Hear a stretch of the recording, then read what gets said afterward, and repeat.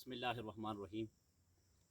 आज हम जिस जगह पे बैठे हैं, किसानों के साथ मुलाकात हुई। किसान बड़े ही परेशान हाल हैं। कोई वक़्त हुआ करता था कि किसान बड़े खुशहाल हुआ करते थे, और याद रखना मुल्क की तरक्की, आवाम की खुशहाली वो किसानों से ही वाबस्ता है। लिहाजा कारोबार छीनो मत बल्कि दो। नबी करीम सल्लल्लाहु अलैहि वसल्लम के पास एक सहाबी आए, कहने लगे या रसूलल्लाह बेरोज़गार हूँ, काम नहीं है। अल्लाह के नबी ने फरमाया घर में कुछ है? कहने लगे या रसूलल्लाह है। एक प्याला लाए जिसकी कोई कीमत थी। मेरे पाक पैगंबर ने महफिल में ऐलान किया, ये प्याला कौन ख़रीदेगा? एक सहाबी ने कहा या रसूलल्लाह मैं लूँगा 1 दिनार में। आपने फरमाया कोई मज़ीद इसका रेट लगाए।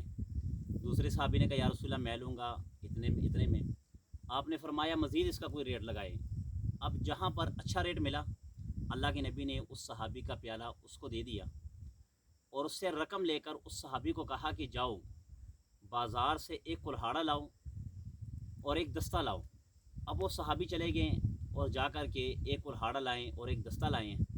अल्लाह के नबी ने अपने मुबारक हाथों से वो दस्ता लगा कर दिया कुल्हाड़े में, और आपने फरमाया कि जाओ जंगल में लकड़ियाँ काटो और काट कर बाज़ार में लाकर बेचो, ताकि आपके घर का सरकट चल सके। उस सहाबी ने ऐसे ही किया। अल्लाह के नबी के मुबारक हाथों से वो दस्ता और वो कुल्हाड़ी ली, और आप जंगल में चले गए, दरख्त काटते थे।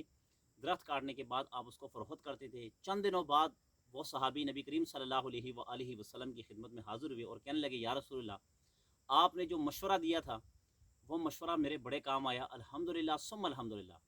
एक वक़्त था कि मैं तंग-दस्त था, खाने को कुछ ना था, बच्चे परेशान थे, बीवी परेशान थी, मगर आज अल्हम्दुलिल्लाह वो वक़्त है, खाने को भी वाफ़र है, पीने को भी वाफ़र है, और अल्हम्दुलिल्लाह इस वक़्त मेरे घर में कई दिनार पड़े हुए हैं इज़ाफ़ी। तो मेरे पाक पैगंबर सल्लल्लाहु अलैहि वसल्लम ने जो रोज़गार थे उनको कोई ना कोई मशवरा दे के उनको रोज़गार दिया करते थे। बल्कि ऐसा हुआ करता था कि नबी करीम सल्लल्लाहु अलैहि वसल्लम के पास जो आते थे तो आप फरमाते थे कि आपके पास अगर खाने को पीने को कुछ नहीं है तो कह दिया करो। जब मेरे पाक पैगंबर से मांगा करते थे तो मेरे पाक पैगंबर अपने ही चीज़ें उनको दे दिया करते थे। हत्ता कि आपके घर का खाना जो आपके लिए रखा होता था, आप सल्लल्लाहु अलैहि वसल्लम उठा कर साइल को दे दिया करते थे। तो मुल्क का जो सरबराह होता है वो कौम का खिदमतगार हुआ करता है, ना कि जो कौम का सरबराह बन जाए उसकी शान अलग होती है, नहीं। बल्कि नबी करीम सल्लल्लाहु अलैहि वसल्लम कौम के सरबराह थे, रहबर व रहनुमा थे। आपने उनकी ऐसे रहनुमाई की कि किसी को भी कोई भी परेशानी होती थी मेरे पाक पैगंबर के पास आते थे, उनकी परेशानी का हल निकल आता था।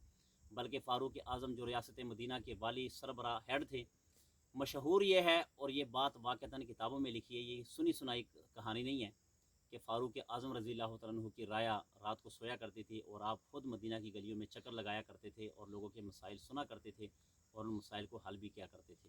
तो लिहाजा आवाम के साथ मोहब्बत की जाए। जो तंग दस्त हाल हैं, जितने भी मेरे पाकिस्तानी हैं, मैं सबसे गुजारिश करता हूँ कि वो आस पास पड़ोसियों को देख लिया करो, और उनकी अगर कुछ मसाइल हैं तो अगर आप उनको हल कर सकते हैं तो उनकी मदद किया करें। अल्लाह अल्लाह इस चीज़ से बड़े खुश होते हैं, और मेरे रसूल सल्लल्लाहु अलैहि वसल्लम ने बड़ी तरगीब फरमाई है कि पड़ोसी का हक़, अपने मुसलमान भाई के हुकूक अदा किया करो, इनका ख्याल किया करो। यही सब कुछ है, यही बड़ी दीन की सबसे बड़ी इबादत है, और यही सबसे बड़ा दीन है कि आप अपने मुसलमान भाइयों का ख्याल रखते हैं। अल्लाह रब्बुल इज़्ज़त मेरे मुल्क पाकिस्तान की हिफाज़त फरमाए, मेरे मुल्क पाकिस्तान की सरहदों की हिफाज़त फरमाए, और अल्लाह रब्बुल इज़्ज़त हमारे मुसलमानों पर रहम फरमाए। आमीन सुम्मा